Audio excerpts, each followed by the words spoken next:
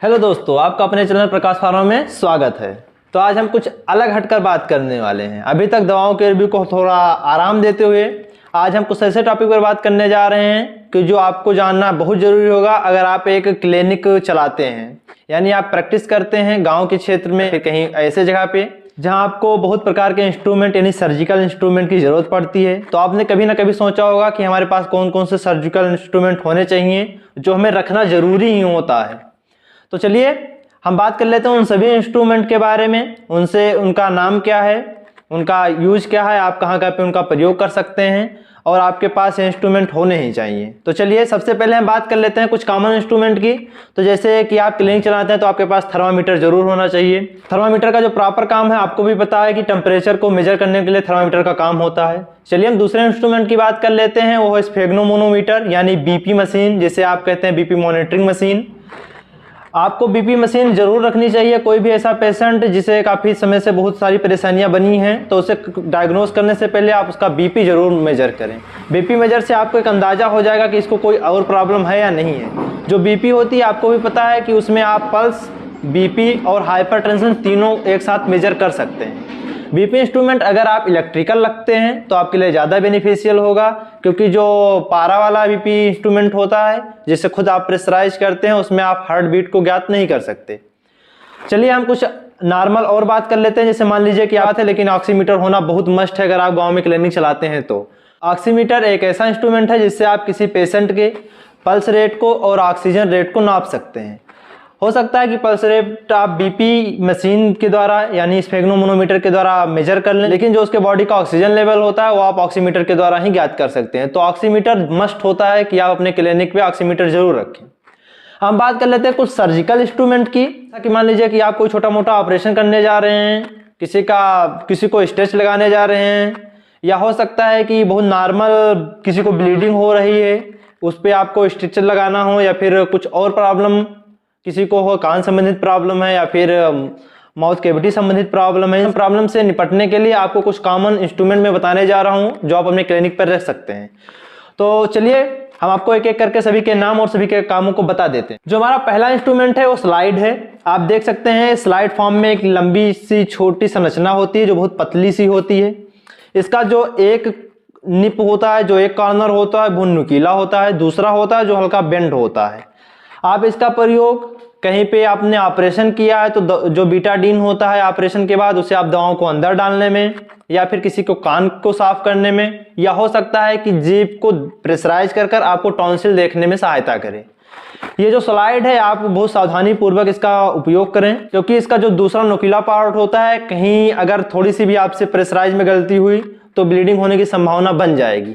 ये रहा हमारा पहला इंस्ट्रूमेंट।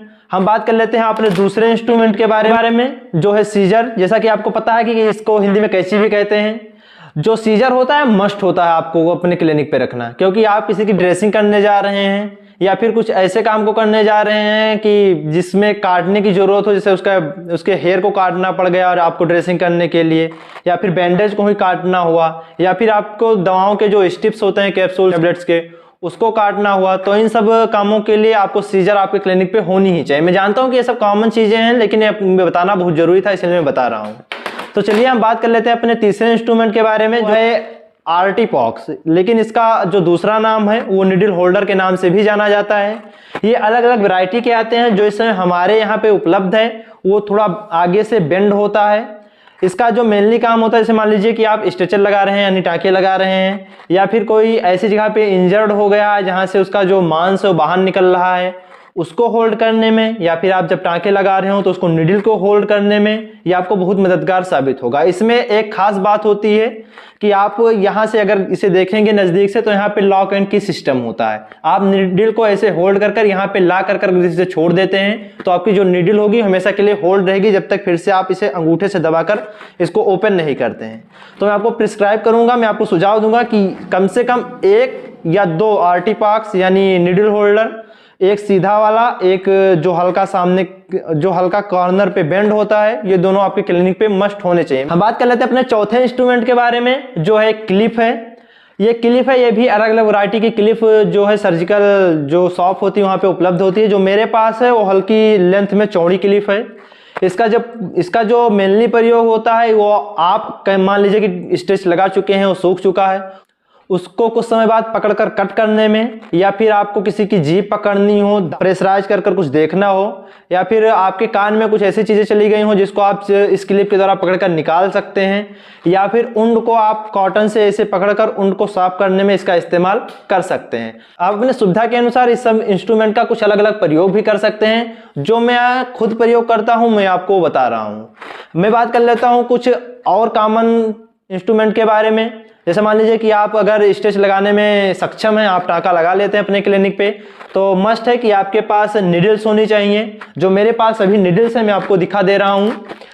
जो मेरे पास निडल्स हैं उसमें कई वैरायटी है। जो पहली निडल्स है वो है एक सीधी निडल्स। ये भी जो निडल्स होती हैं अलग अलग नंबर की आती हैं। आप आदमी के एज के अनुसार या फिर उसको कट कहाँ हुआ है उसके अनुसार अलग अलग प्रकार के निडल का प्रयोग कर सकते हैं।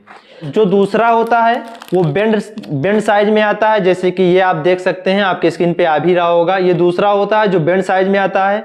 ये आपको उस जगह पे स्ट्रेचर यानी टाँका लगाने में सहायता देगा जहाँ की जो चमड़ी होती है वो फैली हुई थी। जैसे मान लीजिए कि आपको यहाँ टाँका लगाना हुआ तो यहाँ से अगर आप सीधी निडल का इस्तेमाल करेंगे तो सीधा चला जाएगा, लेकिन बेंड निडल्स होती हैं उसका इस्तेमाल करेंगे तो आपको टाँका लगाने में यानी स्ट्रेच करने में बहुत आसानी होगी। तो चलिए हम और बात कर लेते हैं कि अगर आपके पास निडल्स हैं तो जाहिर सी बात है कि आपको थ्रेड यानी धागे की जरूरत होगी। जो ये धागे हैं, थ्रेड हैं, इन्हें आप जब किसी सर्जिकल शॉप पे लेने जाएं तो इसकी स्ट्रेंथ को आप इसे खींच कर ना देखें, क्योंकि आप अगर खींचेंगे तो वहाँ जल्दी से टूटेंगे नहीं। आप इसके स्ट्रेंथ को इसे पकड़कर वहाँ सीजर उठाकर काट कर देखें। अगर शार्पली कट जा रहा है तो ये धागा आपको उस समय ज़्यादा लाभ प्रदान करेगा जब आप किसी को स्ट्रेच लगा रहे होंगे, क्योंकि जो ब्लड होता है स्ट्रेच लगाते समय पर उन धागों में जाके चिपक जाता है, जिससे कि धागे जो होते हैं स्लिप करते हैं, कटते नहीं हैं।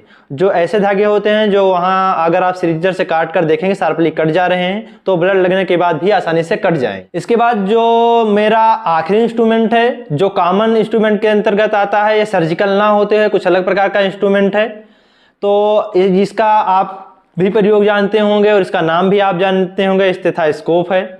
इसका प्रयोग आप किसी के पेट दर्द को समझने में, किसी के अपचन को समझने में, यानी उसके पेट में गैस बनी है, दर्द कहाँ पे हो रहा है, उसे अपच बनी हुई है, या फिर जकड़न बनी हुई है, या फिर सांस की प्रॉब्लम कितने समय से है, या फिर सांस की प्रॉब्लम अभी है या नहीं है, उसके घबराहट को, उसके हार्ट बीट को आप जान सकते हैं।